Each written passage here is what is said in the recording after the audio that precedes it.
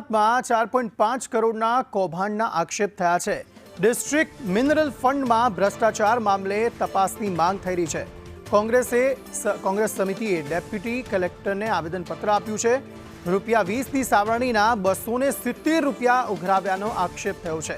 પૂર્વ કલેક્ટર જાડેજાના કાર્યકાળમાં ભ્રષ્ટાચારના આક્ષેપ કરાયા છે। કૌભાંડની તપાસ કરી જવાબદાર સામે કાર્યવાહીની માંગ થઈ રહી છે।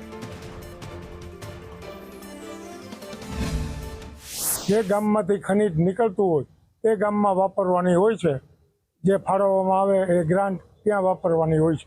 પરંતુ આવા 47 કરોડના કામ જિલ્લા મિનરલ ફંડમાંથી કરવામાં આવ્યા છે।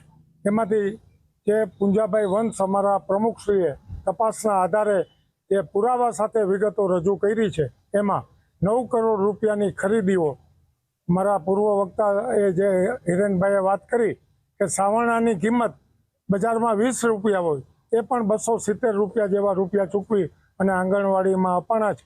આવા કુલ 9 કરોડ રૂપિયાની ખરીદી પૂર્વ કલેક્ટર શ્રી જાડેજા સાહેબના વખતમાં કરવામાં આવી છે અને એમાં લગભગ 4.5 કરોડ રૂપિયા સગે વગે કરવામાં આવ્યો છે। જે ડિસ્ટ્રિક્ટ મિનરલ ફંડની ગ્રાન્ટ હોય છે, જે કલેક્ટર શ્રી હેડે એ ગ્રાન્ટ વપરાતી હોય છે, એ ગ્રાન્ટની અંદર જે મોટા પાયે 6 મહિના પહેલાં જે ભ્રષ્ટાચાર થયો છે એમાં જે ન્યાયિક તપાસ થાય અને એમાં જે ન્યાય મળે, જે વિસ્તારમાં ગ્રાન્ટમાં ક્યાંક મોટા પ્રમાણમાં ઘોટાળા થયા છે, એ તપાસના અંતે સીએમને આવેદનપત્ર દેવા માટે અમે અહીંયા ઉપસ્થિત થયા છો। એ અમારા ગીર સોમનાથ જિલ્લાના આદરણીય પ્રમુખ પુંજાભાઈ વંશ અને ઉનાના પૂર્વ ધારાસભ્ય કે એમણે આ આખા કૌભાંડનો પર પર્દાફાશ કર્યો છે અને તપાસ કરી છે।